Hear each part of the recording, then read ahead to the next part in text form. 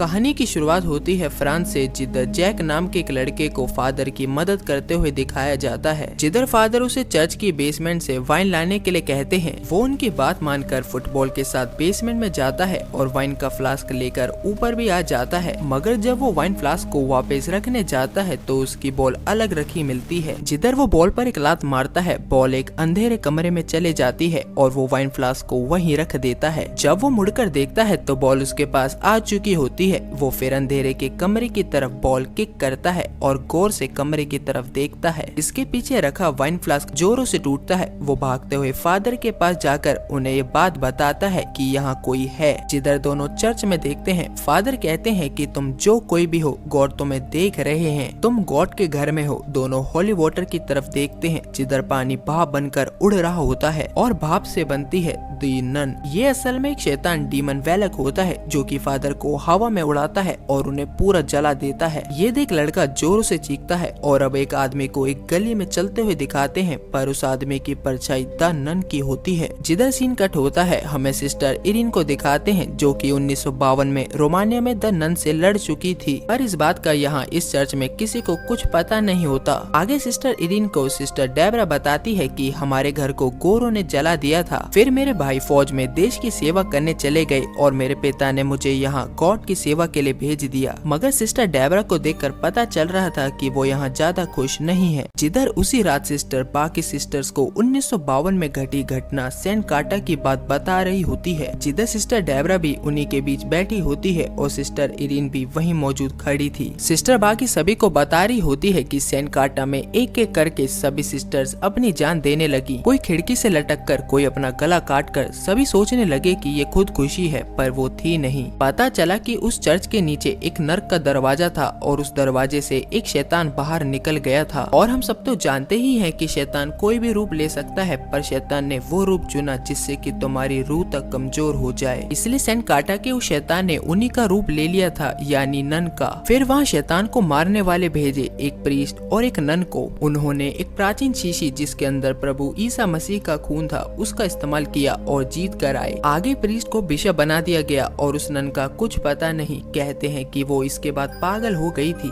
Sister Erin भी ये सब सुन रही थी, पर किसी को ये पता नहीं था कि वो नन और कोई नहीं बल्कि सिस्टर इरिन ही है। सीन फ्रांस में हमें एक बोर्डिंग स्कूल में मॉरिस को दिखाया जाता है, जिसने पहले सेंट काटा में सिस्टर इरिन की जान बचाई थी। जिधर मॉरिस स्कूल में माली, मिस्त्री, हर तरह का काम किया करता है। आगे स्कूल में केट नाम की एक टीचर है जो कि सिंगल मदर है और केट की बेटी सोफी है जो कि मॉरिस को अपना दोस्त मानती है। जिधर मॉरिस भी सोफी को अपना सबसे अच्छा दोस्त मानता है। और स्कूल की प्रिंसिपल मैडम लॉरेंट है जो कि थोड़ी सख्त है क्योंकि उनका बच्चा सेड्रिक इसी स्कूल के चर्च में मारा गया था। जिधर तभी से मैडम लॉरेंट ने चर्च को बंद करवा रखा था। मैडम लॉरेंट मॉरिस को अपने कमरे में कॉकरोच होने की शिकायत करती है। मॉरिस कमरे की सफाई करने आता है और तब भी मॉरिस के अंदर का शैतान जागता है। डीमन वेलक दी नन के रूप में उस लड़की को मार देता है। इरिन की चिल्लाते हुए नींद खुलती है। वहीं सिस्टर डेबरा इरिन को संभालती है। फिर एक सिस्टर इरिन को बुलाने आती है कि तुमसे कोई मिलने आया है। एक प्रीस्ट सिस्टर इरिन को सिलसिलेवार मौतों के बारे में बताता है कि हंगरी में 90 साल की एक नन ने खुद को गोली मार ली। वहीं ऑस्ट्रिया के एक प्रीस्ट ने अपना गला काट लिया और इटली में एक नन बनने आई लड़की ने खुद को फांसी लगा ली। और फ्रांस के एक चर्च में एक प्रीस्ट को जिंदा जलाकर मार दिया। ये वही प्रीस्ट था जहाँ से स्टोरी शुरू हुई थी। आगे फादर इरिन को समझाते हैं कि ये पैटर्न देख रही हो, वो यूरोप में पश्चिम की ओर बढ़ रहा है, पर उसकी जड़ रोमानिया से जुड़ी है। जिधर इरिन रोमानिया नाम सुनते ही चौंकती है और कहती है ऐसा नहीं हो सकता, वो शैतान मारा जा चुका है। आपने फादर बग से बात करी? प्रीस्ट सिस्टर इरिन को बताते हैं कि फादर बग हैजे से मर गए हैं, अब सिर्फ तुम बची हो जिसने उस शैतान का सामना किया है। इसलिए चर्च चाहता है कि तुम इसकी तहकीकात करो, पता करो कि वो क्या चाहता है और आगे कहाँ जा रहा है। इरिन साफ मना कर देती है और बताती है कि मैं वहाँ मरते मरते बची थी। और प्रीस्ट कहते हैं कि पर तुम्हें इस बार भी ये चमत्कार करके दिखाना है। बात मानकर इरिन फ्रांस के लिए निकलती है। सिस्टर डेबरा भी ट्रेन में सिस्टर इरिन के पास पहुंचती है और इरिन से कहती है कि तुम्हें मेरी जरूरत पड़ेगी। डेबरा कहती है वाइन को ईसा मसीह का खून बनता मैं भी देखना चाहती हूँ, मेरी माँ भी जलकर मरी थी। इरिन बताती है वाइन यीशु का लहू तभी बनती है जब हमारी आस्था होती है। और सीन कट होता है। फ्रांस बोर्डिंग स्कूल में केट बच्चों को पढ़ा रही होती है। 10 मिनट का ब्रेक टाइम भी होता है और इस वक्त केट अपनी बेटी को कुछ किताबें स्टाफ रूम में रखने को कहती है। मॉरिस वहाँ एक अलमारी ठीक करने आया होता है। सोफी स्टाफ रूम में बुक्स रख रखती है कि इतने में उसी की क्लास की 3 लड़कियां वहां आती हैं जो कि उसे बुली किया करती थी। वो तीनों उसे उसी चैपल में ले जाती हैं जहां मैडम लॉरेन ने हर किसी को जाने के लिए मना कर रखा था। एक खिड़की के सामने खड़ी करती हैं और खिड़की पर बने बकरे को गौर से देखने के लिए कहती हैं। वो सोफी से कहती है कि यही शैतान है और अगर तुमने नजरें फेरी तो शैतान बकरे का रूप लेकर तुम्हें मारने आ जाता है, और अब तुम्हें कोई भी बुलाए या कोई भी आए तो तुम नजरें मत फेरना। ये कहकर तीनों लड़कियां चैपल से बाहर आ जाती हैं, जिधर सोफी बकरे को गौर से देखती रहती है और हवा उसके पैरों को लगती रहती है। डर के मारे वो वहाँ से दरवाजे की तरफ भागती है, पर तीनों लड़कियों ने दरवाजा बाहर से पकड़ रखा था, इसलिए वो उतना भी नहीं खुलता जितना वो खुल जाता था। चादर में लपटी वो आकृति सोफी की तरफ बढ़ती है। सोफी बहुत घबरा रही होती है और आगे बढ़ते हुए चादर भी उठती जा रही होती है और हल्की सी झलक बैलक की दिखाई देती है, पर एक मूर्ति नीचे गिरती है कि तभी मॉरिस आके दरवाजा खोलता है, जिधर सोफी डरी हुई तेजी से बाहर आती है। मॉरिस तीनों लड़कियों को डांट कर भगा देता है और सोफी से पूछता है कि अंदर क्या हुआ था, मगर सोफी कुछ नहीं बताती। आगे सिस्टर इरीन और सिस्टर डेबरा फ्रांस पहुंच जाती हैं। सबसे पहले इरीन और डेबरा उस चर्च को देखने जाती हैं जहां प्रीस्ट को जिंदा जला दिया था। इरीन को चर्च में डीमन वैलेक दिखाई देता है और जैक नाम का वही लड़का चर्च में आता दिखाई देता है। वो इरीन को उस प्रीस्ट का क्रॉस दिखाता है। डेबरा इरीन के कंधे पर हाथ रखती है और इरीन अपनी स्थिति से बाहर आती है, जिधर डेबरा एक तस्वीर की तरफ देखती है और कहती है कि ये डरावनी है। इरीन उसे बताती है ये सेंट लूसी है, अंधों की भगवान, काफिरों ने उनकी आंखें निकाल दी थी। आगे इरीन चर्च को दिखाने वाली सिस्टर से जैक लड़के के बारे में पूछती है। सिस्टर उसे कहती है कि वो बाहर कहीं फुटबॉल खेलता मिल जाएगा। वो जानकारी के लिए उस सिस्टर से पूछती है कि उस समय चर्च में प्रीस्ट और जैक के अलावा कौन था, जिधर सिस्टर कहती है कि हाँ एक हेल्पर तो था, वो रोमानिया से आया था, पर वो इस घटना के अगले दिन पता नहीं कहाँ चला गया। जिधर सिस्टर उसका नाम लेती इससे पहले इरीन बोलती है फ्रेंची यानी कि मॉरिस। इरीन फ्लैशबैक में मॉरिस के बारे में सोचती है जहाँ रोमानिया से ये दोनों दी नन से लड़ने के बाद अपने अपने रास्ते चले गए थे। जहाँ इरीन को सारी बातें समझ आ जाती है, वो सिस्टर डेबरा को बताती है कि ये सभी घटनाएं मॉरिस कर रहा है। रोमानिया में उसने लड़ से लड़ते हुए मेरी जान बचाई थी, तभी डेमन वैलेक ने उसके शरीर ने कब्जा कर लिया होगा। वहीं स्कूल में केट और मॉरिस स्कूल के गार्डन में बात कर रहे होते हैं। सोफी अपनी माँ और मॉरिस को खिड़की पर बैठकर देख रही होती है। तभी केट उसके पास आती है और उसे क्लास में चलने के लिए कहकर चले जाती है। सोफी फिर मॉरिस को देखती है। मॉरिस कौवों को उड़ाते हुए एक जगह की तरफ देख रहा होता है। सोफी को अपनी माँ की आवाज सुनाई देती है और केट उसे सीढ़ी से ऊपर जाती दिखती है। वो उसके पीछे पीछे ऊपर जाने लगती है। ऊपर एक कमरे के अंदर देखने पर कुछ दूरी पर नन दिखाई देती है, जिधर नन उसकी तरफ बढ़ती है। सोफी तेजी से सीढ़ियां उतरती है, पर सामने से नन आ जाती है। वो सोफी को पकड़ने के लिए जैसे ही आगे बढ़ती है, नीचे बच्चों के साथ केट दरवाजा खोलती है और नन दीवार पर एक जेलीफू की पेंटिंग बन जाती है। दूसरी तरफ इरीन और डेबरा होटल में रूम ले रहे होते हैं। डेबरा रिसेप्शन में बात कर रही होती है, वहीं इरीन बाहर गली में चले जाती है। इत्तेफाक से गली में ही उसे जैक कई दूसरे बच्चों के साथ फुटबॉल खेलता मिलता है।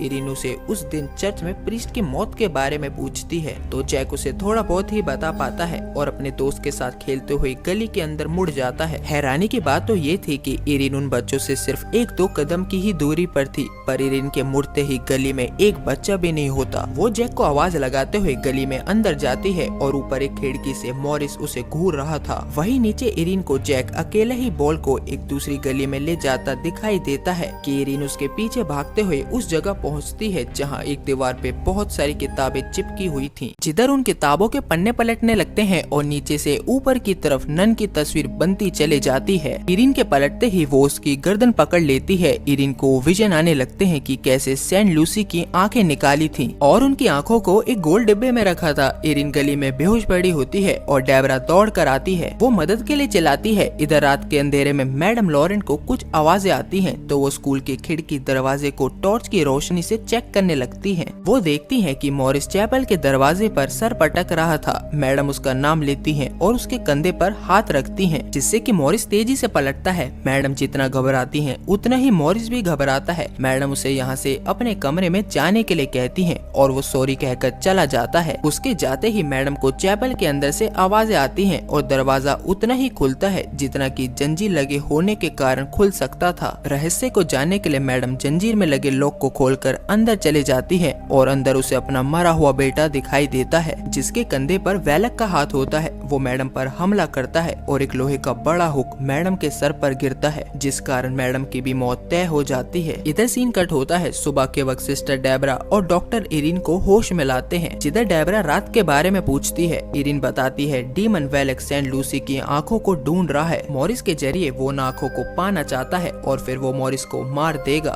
उन आंखों को पाने के बाद वो शैतान बहुत ताकतवर बन जाएगा। डेबरा इरिन को बताती है जब तुम बेहोश थी वो बच्चा जैक मुझे ये क्रॉस देकर गया था। इरिन कहती है ये उसी प्रीस्ट का है और उस क्रॉस के साथ एक लॉकेट में एक निशान भी बना था। उसे देखकर इरिन कहती है ये निशान मैंने कहीं देखा है पर मुझे कुछ याद नहीं आ रहा। थोड़ा सा दिमाग लगाकर डेबरा कहती है मुझे पता है शैतान के द्वारा मरे गए एक और शिकार के हाथ में यही निशान वाला लॉकेट था। डेबरा फोटो में इरिन को दिखाती है। इरिन कहती है अगर हम इस निशान का मतलब पता कर ले तो हमें बहुत हद तक मालूम चल जाएगा कि शैतान कहाँ जा रहा है। डेबरा पूछती है पर कैसे? इरिन बताती है मैं किसी को जानती हूँ जो ये बात बता सकता है। इधर स्कूल में केट देखती है कि चैपल का दरवाजा पूरा खुला था जो कि मैडम लॉरेन ने ही खोला था। वहीं केट अंदर जाकर देखती है कि मैडम का सर पूरा फटा होता है और वहाँ खून ही खून फैला होता है। पुलिस आती है और मैडम की बॉडी को ले जाती है। इधर इरिन और डेबरा फ्रांस के कैथोलिक आर्चरीफ जहाँ पुरानी वस्तुएं और अप्रकाशित दस्तावेजों की जानकारी व सबूतों का संग्रह होता है, वहाँ के लाइब्रेरियन उन्हें बताते हैं कि ये चिन्ह एक पारिवारिक चिन्ह है। ये सेंट लूसी के परिवार का है। जितने भी लोग मरे हैं शायद वो सेंट लूसी के परिवार के थे। उन लोगों ने उनकी आंखों को कहीं छुपा दिया और इस दुनिया में अलग अलग फैल गए। वो शैतान उन आंखों को पाकर ताकतवर बनना चाह रहा है, पर वो आंखें तुम्हारे पास हो तो तुम उस शैतान को नर्क में फिर से भेज सकती हो, जैसे तुमने सेंट काटा में ईसा मसीह के खून से भेजा था। इरिन कहती है कि हम उन आंखों को ढूंढेंगे कैसे? लाइब्रेरियन कहता है कि यहाँ पर कुछ सबूत है कि इन पॉल रीडर नाम के एक सन्यासी ने आंखें अपनी ईसाई मठ में दफनाई थी। बाद में ये मठ एक वाइनरी बन गया और अब ये एक बोर्डिंग स्कूल है और ये यहाँ से सिर्फ 1 घंटे की दूरी पर है।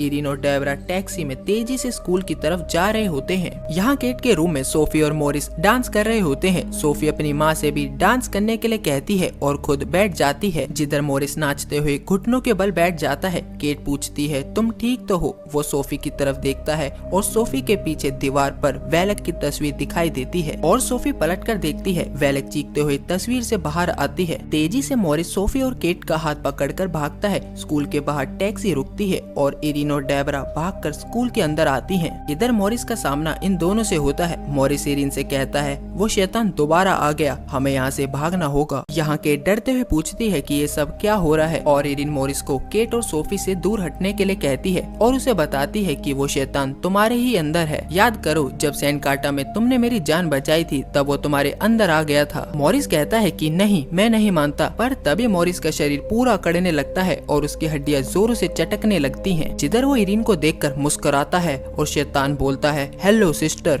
और वो चैपल की तरफ जाने लगता है। इरिन उसे रोकने लगती है पर वो इरिन के पेट पर एक मुक्का मारकर उसे खिड़की की तरफ उछाल देता है। वो खिड़की से टकराकर नीचे गिरती है। डेबरा इरिन को संभालती है। इरिन डेबरा को उसे रोकने के लिए कहती है और डेबरा दौड़कर उसके कंधे पर चढ़ जाती है, पर मॉरिस उसे भी जमीन पर पटक देता है। डेबरा उसके पैरों को पकड़ लेती है पर मॉरिस उसे दूर फेंक देता है। ये देख इरिन उस प्रीस्ट के क्रॉस और उसमें लगे सेंट लूसी के पारिवारिक चिन्ह से मॉरिस को रोकती है। इधर डेबरा भी एक डंडा उठाकर उसके सर पर मारकर मॉरिस को बेहोश कर देती है। काबू में करके इरिन और डेबरा उसे अच्छी तरह बांध देती हैं। फिर वो केट और सोफी से पूछती हैं कि वो उधर क्यों जा रहा था। केट इरिन को बताती है कि उस तरफ चैपल है और वो चारों चैपल की तरफ जाती हैं। अब केट इरिन से पूछती है कि तुम यहाँ आखिर क्या ढूंढ रही हो? इरिन कहती है एक पुराने अवशेष को जिसे एक सन्यासी ने यहाँ छुपाया था। क्या तुम्हें पता है इस मामले में? केट बताती है मैं तो सिर्फ एक टीचर हूँ और यहाँ आने की इजाजत किसी को नहीं है। यहाँ डेबरा सोफी की तरफ देखती है और उससे पूछती है कि तुम क्या देख रही हो? और सोफी डेबरा को खिड़की पर बने बकरे की तरफ इशारा करके बताती है कि ये बकरा शैतान है। जब जब सूरज की रोशनी इसकी आंखों पर पड़ती है तब इसकी आंख से लाल रोशनी निकलती है। डेबरा ये सुन तुरंत चैपल में टॉर्च लेकर निकलती है और खिड़की की दूसरी तरफ जाकर टॉर्च से रोशनी करती है। लाल रोशनी फर्श पर जिस जगह पड़ती है वहाँ केट और इरिन खोदने लगती हैं। इधर इसी समय मॉरिस के अंदर का शैतान जाग जाता है और सोफी खिड़की की तरफ देखती है। केट और इरिन तेजी से खुदाई कर रही होती हैं और चैपल के बाहर रस्सियां खुले फर्श पे पड़ी होती हैं। जिधर सोफी दोबारा खिड़की की तरफ देखती है पर इस बार बकरा गायब हो जाता है और सोफी बहुत घबरा जाती है। सीन तुरंत उन लड़कियों पर शिफ्ट होता है जिन्होंने सोफी को चैपल के अंदर बंद कर दिया था। बुली करने वाली मेन लड़की की आंखें खुलती होती है उसे कमरे के ऊपर की जगह पर किसी के चलने की आवाजें आती हैं। वो दूसरी लड़की को उठाकर उसे कमरे से बाहर जाकर देखने के लिए कहती है।